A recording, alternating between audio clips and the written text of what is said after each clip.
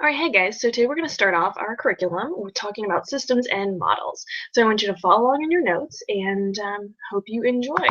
All right, so I'm going to pull up our systems and models information. Hopefully you guys all can see it well. All right, beautiful. Let's just make this big really quick. Okay, so this is going to correlate to our topic 1 in our IB curriculum. Foundations of environmental systems and societies. So the ideas we want to take away from this video is a systems approach can help in the study of complex environmental issues. And these issues are really complex. We're going to see a lot of different factors in all of our problems that we're going to study this year, and a systems approach is going to be the way that we look at most of the things that we study this year. And the use of systems and models simplifies interactions, and it can provide a more holistic view without reducing issues to single processes. So we're going to think about that as we go through this video as well. So you might have already talked about lots of systems and models in ESS already, especially in year 1. You guys studied water systems, you studied soil systems, terrestrial food production systems, food choices, and when you talked about the atmosphere. So all of these different things are ways that you can use systems within ESS. And we want to talk about as well how models are going to be simplified constructions of reality. And we want to always be thinking about like which aspects when we're constructing these models are we going to ignore and which ones we're going to include. And scientists have to think about that all the time when they're constructing their models and diagrams of systems. So we want to keep that in mind as we talk about our own environmental systems that we'll be studying. So just to refresh a little bit, we've talked about levels of organization before, especially if you studied this in living environment or biology. And our smallest levels of organization are going to be all the way at the bottom with our smallest units of matter, which are atoms, followed by molecules, all the way up to organelles and cells, finally groups of cells that are going to turn into tissues, and those tissues will turn into organs, and those organs will turn into organ systems, and finally we'll have lots of organ systems together to create organisms. After that, we'll be going all the way up to populations. Many populations that live together is going to be community, and its non-marine surroundings are going to be an ecosystem, and we're going to focus a lot on ecosystems this year. And finally, the part of Earth that contains all of our ecosystems is our biosphere. And a biosphere is going to refer to the part of the Earth inhabited by organisms and extends all the way from the upper parts of the atmosphere to deep within the Earth's crust. So the key vocabulary we're going to write down for right now are systems and surroundings. Now a system, again, is just a collection of interrelated parts that work together by way of some driving process.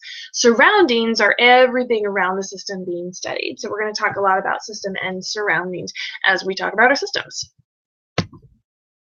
Now, there are lots of different examples of systems. A system could really be anything with those interrelated parts that's going to function outside or differently from the whole, and the individual parts don't function on their own in that system. So all the parts of a bicycle, if you just have them laid out, are not going to do you much good. But when we put them together and they're functioning together, it creates a vehicle of transportation that we can use. A car is another example of a system. A cell is a system. A flower can be considered a system. An organ system, like your circulatory system or your respiratory system or even your nervous system. Your body is a system. A school could be considered a system with all the different parts functioning together. An electric circuit, or any sort of environmental system. Over here we have a picture of a data system within a computer, also a very good example of a type of system. So there's a lot of different ones we can talk about, and you guys are going to be diagramming on your own systems later in class.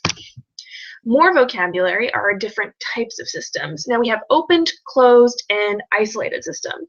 Open systems are going to exchange energy and matter with their surroundings, and most ecosystems that we're going to talk about are open. Closed systems have exchanges in energy, but not matter with surroundings. So our planet is going to be usually a closed system because we have that sun radiation energy coming in, but we don't have a lot of matter going in or out. But we can talk about the exceptions later. An isolated system are going to be mostly laboratory experiments because we don't have exchanges with energy or matter with the surroundings. And these are typically hard to get, and we'll talk about this few small cases of isolated systems as we go throughout the course. Now, a system is comprised of storages and flows.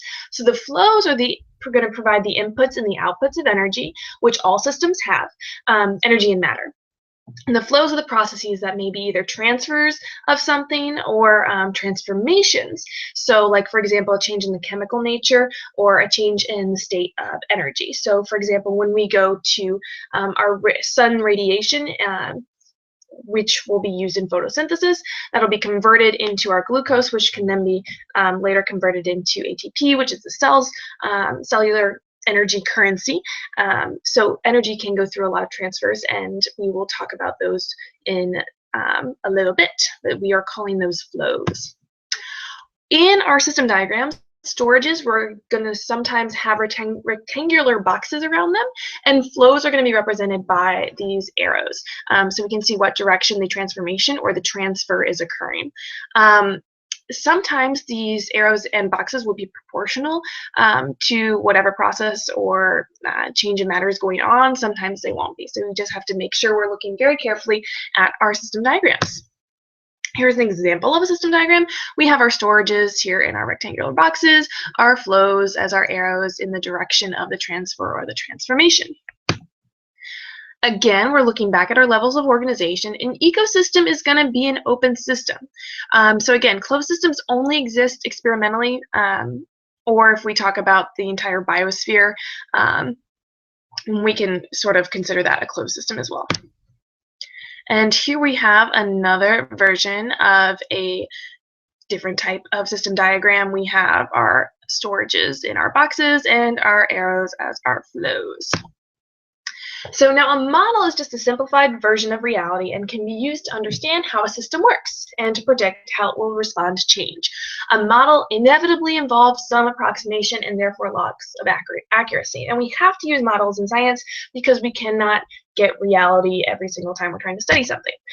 So models can easily translate results that can be shown to the public.